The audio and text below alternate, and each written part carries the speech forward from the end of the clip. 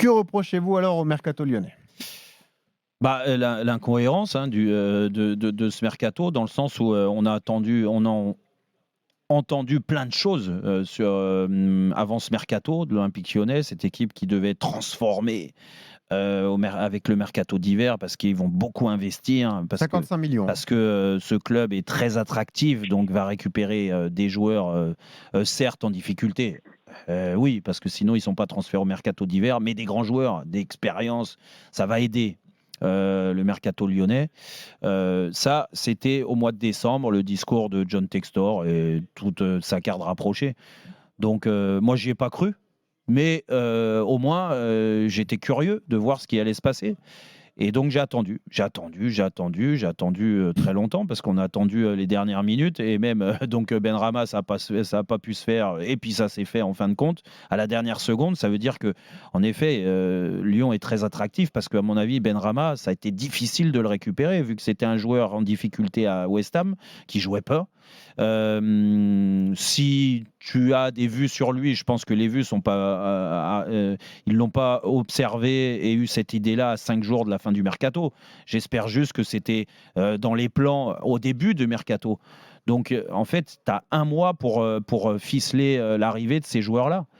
Matic, tu l'as eu. Alors bon. On connaît ce qui s'est passé à Rennes, mais Matic, quand tu vois un joueur d'expérience, il n'y a pas de problème. Mais Matic, il a 35 ans. Grande difficulté tout au long de la première partie de saison pour s'adapter au championnat de France, c'est vrai, pour s'adapter à Rennes.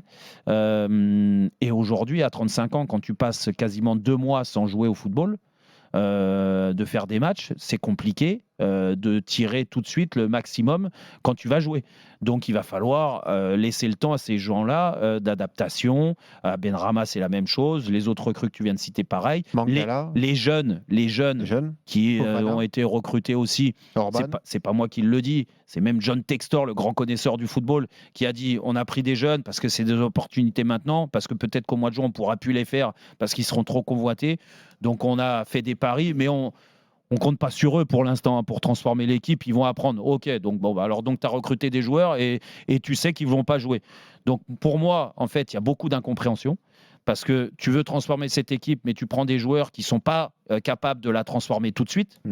Et en plus de ça, tu recrutes à des postes où c'est pas moi qui le dis, c'est John Textor qui le dit encore dans sa belle interview qu'on n'a rien compris dans l'équipe, où il dit oui, il y a des joueurs qui doivent être stables, prendre des décisions parce qu'on compte sur eux. Et il parle des joueurs d'expérience de l'effectif lyonnais, c'est-à-dire Lacazette, c'est-à-dire Tolisso, c'est-à-dire Lopez, c'est-à-dire Lovren. Et c'est aussi les jeunes autour comme Cacré, comme Cherki, où il dit beaucoup de bonnes choses sur ces joueurs-là. Mais tu leur amènes des joueurs dans ces positions-là. Donc ces joueurs-là, en fait, ils vont plus jouer. Ils sont soumis à la concurrence désormais. Donc c'est de la concurrence. Donc c'est ça qui va sauver l'Olympique Lyonnais, qui va améliorer l'équipe. C'est bien la concurrence pour donner le meilleur de toi-même, Jérôme. C'est pas une question de concurrence ou pas, mais là, quand je parle de ça, et c'est pour ça que j'avais envie de parler de ce mercato lyonnais et des discours, des beaux discours du président, du directeur général et même de l'entraîneur ou des joueurs, c'est que j'ai vécu le maintien dans un club qui n'était pas programmé pour jouer le maintien. Le Paris Saint-Germain il y a quelques années. Et je peux te dire que c'est pas les recrues au mercato d'hiver qui ont sauvé le club, c'est ni les jeunes, c'est les joueurs d'expérience qui étaient certes en difficulté, j'en faisais partie sur la première partie de saison, mais sur la deuxième partie de saison, si on se réveille pas, tu n'y arrives pas. Et là, en fait, tu les mets plus ou moins en difficulté. Laisse-les dans la merde. C'est eux qui t'ont mis dans cette merde-là. Aujourd'hui, laisse-les. C'est eux qui vont décider, Lacazette, Lovren, tout ça, Lopez, de te sortir ou pas. De la mouise. Parole à la défense. Non, mais il fallait absolument que l'OL s'active sur le marché des transferts. Alors, mais pourquoi ? Parce qu'il y a un manque de qualité et un manque aussi de turnover et surtout de pression à certains postes. Donc là, pour revenir à ce que tu disais, là, je ne suis pas d'accord avec toi. Il y a beaucoup de joueurs depuis des années qui s'endorment un petit peu sur le laurier. Et on leur reproche justement d'être sur courant alternatif en fonction justement du calendrier des matchs qui arrivent. Et je m'aperçois que la concurrence, c'est quand même un facteur essentiel au très haut niveau pour pouvoir progresser et surtout se remettre en question à chaque match. Donc ça, c'est un fait. Mais moi, je regarde le mercato hivernal en fait de façon globale, pas simplement en franco-français.